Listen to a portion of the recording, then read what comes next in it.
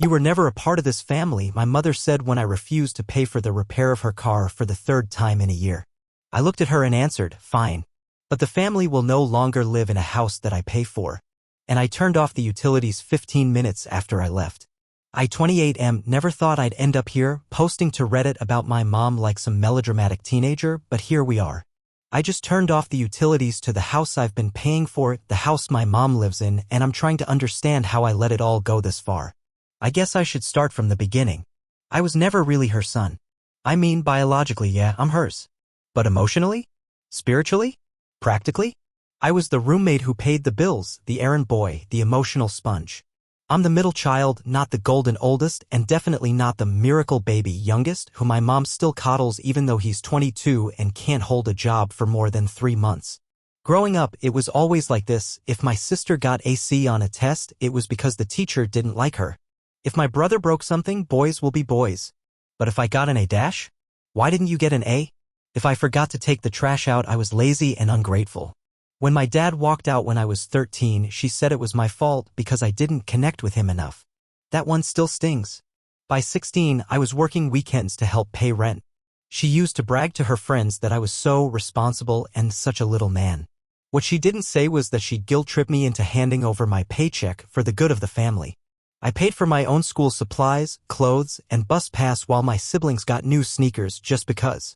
The manipulation wasn't always loud, sometimes it was quiet, passive, slippery. Like the time I saved for months to buy a used laptop for college. 2 weeks after I got it, my brother borrowed it and cracked the screen. My mom made me apologize to him for being selfish and not letting him use it in the first place. After college, which I paid for through scholarships, loans, and working damn near full-time, I got a decent job in IT. When the pandemic hit, I was lucky to go remote. And then somehow I ended up moving back in. Not because I needed help, but because she did. It'll just be for a few months, she said. We need someone here to help with the bills, your brother's out of work and I can't afford everything on my own. She made it sound like I was coming home to be part of a team. But it wasn't a team. It was a trap. I ended up taking over everything. The mortgage, which she was behind on, the groceries, the internet, the gas, the electricity. If anything broke, dishwasher, plumbing, her car, guess who paid? Yeah. I was still telling myself I was helping my family. That they just needed time to get back on their feet. But then her car broke down last year. $1,300 in repairs. She didn't ask, she just handed me the quote and said, you know what to do. I paid. 2 months later, same story. New issue. $900. This time I hesitated, but she pulled out the waterworks. You want your brother walking to his minimum wage job in the rain? He got fired a week later. Fast forward to last week. Car dies again. $1,700. This time I said no. Flat out. No more. She looked at me like I'd slapped her. You were never really a part of this family, she said. Just like that. Cold. Flat. No emotion. You always had one foot out the door. That's why your father left. That's why your brother struggles. You think money makes you better than us? I didn't say anything for a minute. I just stared at her. And something in me snapped. Not loudly. Not angrily. Just snapped. Like a wire that's been pulled too tight for too long. Fine, I said. But if I'm not part of this family, then this family doesn't get to live in the house that I pay for. I grabbed my laptop, walked out, sat in my car, and turned off the utilities. Internet, water, gas, electricity. I logged into each portal like I'd done 100 times before, only this time, I hit cancel. 15 minutes later, the house went dark. So there I was, parked 2 blocks away, watching the house like a damn movie. I could see the porch light flicker once, then go out completely. Same with the hallway lamp I knew she always kept on. I imagined the hum of the fridge cutting off, the router's blue light blinking out. Silence. 15 minutes later, the first text came in. Why did the power go out? Then, are you messing with the utilities? Then, you better turn it back on right now or I'll call the police. I didn't answer. I just stared at my phone, numb, my heart thudding so hard I could hear it in my ears. Then came the calls. First Mom, then my brother, then my sister, who lives 2 states away but somehow always shows up when there's drama. I didn't answer any of them. You know what's funny? Not one of those calls was concerned. Not one asked if I was okay. It was all about them, what they needed, what I was ruining, how I was being dramatic. That last one came from my sister, via voicemail. You're being insane. You've always been like this, overreacting. Mom is crying, by the way. Good job. What are we supposed to do without heat or water? Grow up. Like I was the one who had been leeching off someone for years. Like they were the victims. I didn't sleep that night. I lay in my car for a while, then checked into a cheap motel because it felt like I couldn't breathe. I kept thinking maybe I'd gone too far. Maybe I should have at least warned them. Maybe I'd just proven Mom right, that I'd never really belonged to the family. But then I remembered the look on her face when she said it. That blank, almost bored expression. Like cutting me out emotionally was as casual as switching off a lamp. You were never a part of this family. I don't think she even meant it as an insult. I think she meant it as a fact. The next morning, I had 10 missed calls and a group text waiting for me. I want you out of my life. Brother, you're a psycho. You left us in the dark like it's a game. Sister, Mom said you're kicked out. Don't come back. You better pray I don't sue you. That one made me laugh. Sue me? For not paying my own bills? I replied once, just one message. Feel free to take over the mortgage and the utilities if you want to keep the lights on. I'm done being your wallet. Silence for 2 hours. Then she texted again. If you don't turn it back on, I'll tell everyone what you really are. I stared at that one for a long time, because that's her go-to weapon, shame. Always has been. When I didn't want to go to church anymore at 16, she told our entire extended family I was losing my way. When I got my first girlfriend and she was Latina, my mom made a comment about how I was abandoning my own kind. When I got into therapy last year, she said, only broken people go to therapy. Then she told my aunt I was seeing a shrink because he can't cope with being single. Never ends. I didn't respond. Instead, I called the electric company, the water service, the gas line. One by one, I confirmed the shutoff dates and changed the contact emails to hers. Transferred responsibility to the tenant. Gave her full ownership of the mess. I moved into a small apartment 2 days later, nothing fancy. Just a 1-bedroom with no shared walls and enough space for me and my sanity. The kicker? She could have kept the house. She just needed to start paying the damn bills. But I knew she wouldn't. Not because she couldn't. She gets enough from her pension and still works part-time, but because she didn't want to. She was so used to me being the safety net, the guilt-ridden middle child, the invisible help who just showed up with a check and a quiet apology. But not anymore. Because what happens when the invisible sun finally disappears? The next few days were quiet. Suspiciously quiet. No more threats. No more guilt texts. Just silence. And that scared me more than the yelling. My mom never goes silent unless she's brewing something, a new narrative to twist everything into how she's the victim and I'm the ungrateful villain. I braced for it. I expected my phone to explode again. Instead, it was my aunt who called first. I just heard what happened, she said, no hello. Your mom's been crying nonstop. She said you abandoned the family. That you're on drugs? I laughed. Couldn't help it. She paused. Wait, are you? No, Auntie. I'm not on drugs. I just stopped being a doormat. She hesitated. Well, I don't know what really happened, but you could have handled it more maturely. You didn't have to make her suffer. That word suffer made something snap in me again. I wanted to scream, where were you when I was working 3 jobs to keep that house afloat? Where were you when Mom said my depression was just me being lazy? When she told me I ruined Christmas because I couldn't afford new gifts for everyone and the heating bill? But I didn't scream. I just said, you're right. I should have stopped sooner. Then I hung up. It's funny what you start to notice once the guilt fog lifts. My apartment was small, yeah, but peaceful. I could walk barefoot without worrying about stepping on a pile of someone else's laundry. I could sleep without the TV blaring through the walls. I could eat a full meal without being asked if I was going to finish that by a brother who refused to buy his own groceries. The air felt lighter. Like I could finally breathe for the first time in years. I left my phone on Do Not Disturb for most of the week. I checked my email once a day. She didn't try to reach out directly after the aunt call. Instead, she started her campaign elsewhere, Facebook. Mom's status, Day 4 post shutoff. Sometimes the people you raise with love grow up to forget who kept the lights on in their darkest moments. Hashtag heartbroken, hashtag family betrayal. She was never subtle. Comments from old neighbors and church friends poured in. Praying for you.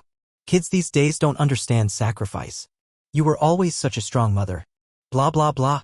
She was painting herself as this poor, abandoned matriarch, a single mom who did everything for her ungrateful child. She didn't mention that her ungrateful child paid for her roof, her food, her heat, her car repairs for the last 3 years. I didn't defend myself. I didn't say anything. I just blocked her. Then one by one, I started trimming the list: relatives, family, friends, old church folks who only ever reached out when they wanted something or wanted to pray away my therapy. I cleared the whole damn field. And that's when I realized something important. I had confused obligation with love for most of my life. I thought saying yes meant I was being a good son. That staying silent was mature. That enduring constant manipulation without complaint was strength. It wasn't. It was fear. Plain and simple. Fear of being alone. Fear of being called selfish. Fear of becoming the villain in the story I had been bending over backward to be the hero of. But what no one tells you is sometimes being the villain in their story is the only way to be the hero in your own. The landlord from their neighborhood texted me a week later. Just letting you know they're out. House is empty. Not sure where they went. I didn't reply. I didn't care. Not anymore. They had 2 choices: take over responsibility or move out. She chose the second one. Typical. The moment there's no one left to squeeze, the house just becomes dead weight. I changed the locks. Shut off access. Started making plans to sell it. I still feel guilty sometimes. I won't lie and say it was easy. But every day that passes, I feel it less. Every day, I reclaim a little more of myself, the kid who learned to stay quiet, to flinch when someone raised their voice, to calculate the emotional temperature of a room before deciding whether it was safe to exist in it. He's not gone. He's just resting. Letting the man I've become take over for a while. And that man? He's finally learning what it means to be free. After I changed the locks, I went back to the house for the first time in weeks. Alone. It was weird. The house was technically still mine, but it didn't feel like it, not in the way a home is supposed to. It felt like a battlefield after everyone's gone. Quiet. Still. But something ugly lingered in the walls. Like the echoes of every argument, every guilt trip, every moment I swallowed what I wanted to scream just to keep the peace. There was trash left behind. Of course. The fridge still had half-eaten food, mostly rotting. I opened the cabinets, empty. No note. No message. Just abandonment in reverse. It made me laugh. Not because it was funny, but because it was so on brand. The woman who made me feel like I owed her my soul for giving me life didn't even leave a post-it when she left my house. I walked into the living room, looked at the couch I bought off Craigslist after she begged me to replace that ugly old thing. She hated the pattern on the old one. Said it made the whole house feel poor.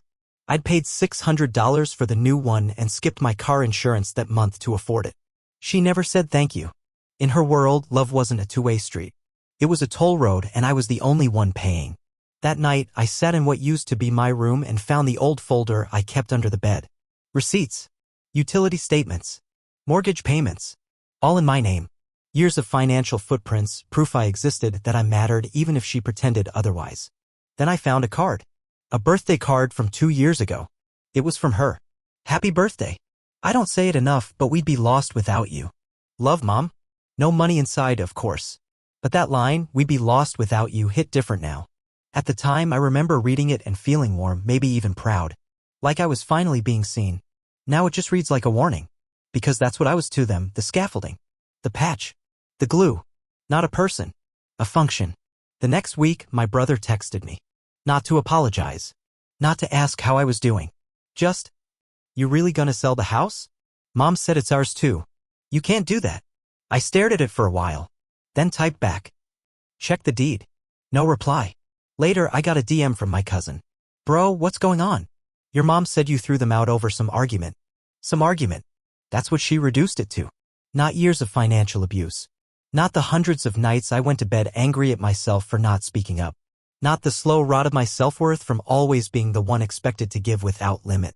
Just some argument. Selling the house wasn't just a financial decision. It was a declaration. I didn't want to carry the place anymore. I didn't want to pay property taxes on a graveyard of my self-respect. I didn't want to ever be tempted to let them back in because they hit a rough patch. I wanted to close the book. I listed it with a realtor who didn't ask many questions. Took photos. Set a price.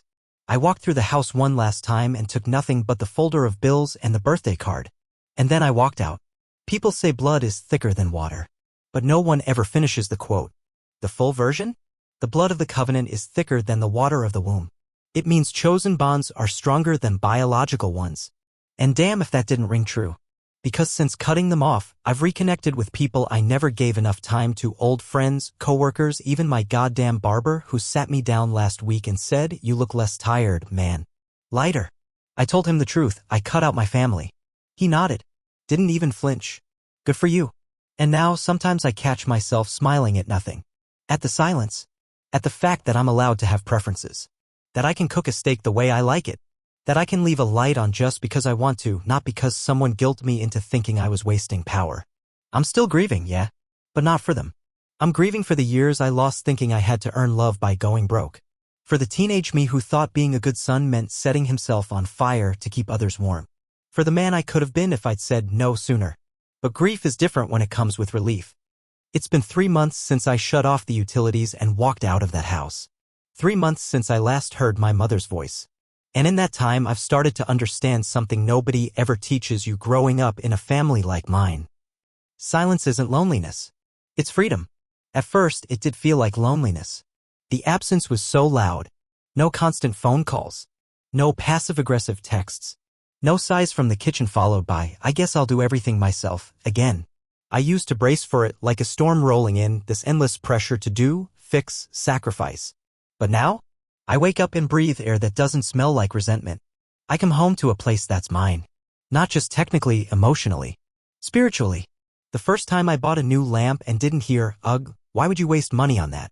I literally just sat on the couch staring at it like it was some kind of monument. I picked it because I liked it. Not because it matched some decor rule or made someone else happy. That lamp meant everything. I started therapy again. Real therapy.